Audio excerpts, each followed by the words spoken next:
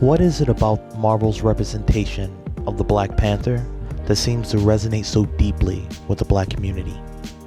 And how might a closer examination of characterization and representation in pop culture inform us about the psychospiritual landscape of BIPOC dreamers? For me, the most compelling component is the visual language used to depict the ancestral realm visited by T'Challa and his cousin Killmonger. If you've ever had a highly lucid dreaming experience where you've been visited by the wisdom of your ancestors, it's hard not to see this scene and intuitively think that the movie's director must have had a legitimate extrasensory experience in order to represent this concept so perfectly. Rising into the dream's awareness, vivid color, and the presence of a powerful intelligence that speaks to something deep and dark. But that's only the surface of the encounter.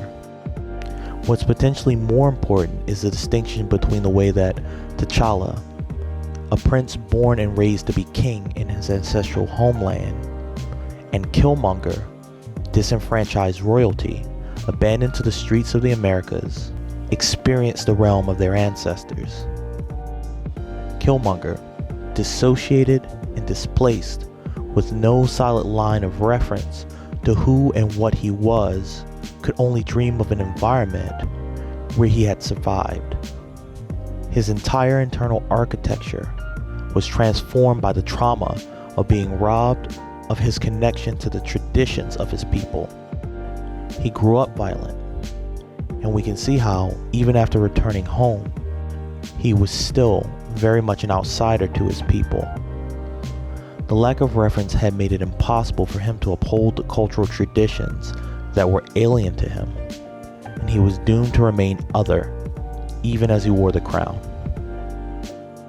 Whether consciously or unconsciously, Black America could feel the undeniable effect of this reality in their own lives, but also in being disenfranchised by Black Africans who feel that the African diaspora has made Black Americans something of an island. In the dreamwork community, the majority of practitioners and methodologies are rooted in Eurocentric approaches, and often spiritual practitioners or psychotherapists struggle with the landscape of the Black American dreamer. And perhaps that's because we're moving in the energy of a new urban spirituality, an experience influenced not by the tropical jungle, but by the concrete jungle. It's a new frontier for BIPOC dreamers, and it may be something that can't be built from within the current professional community.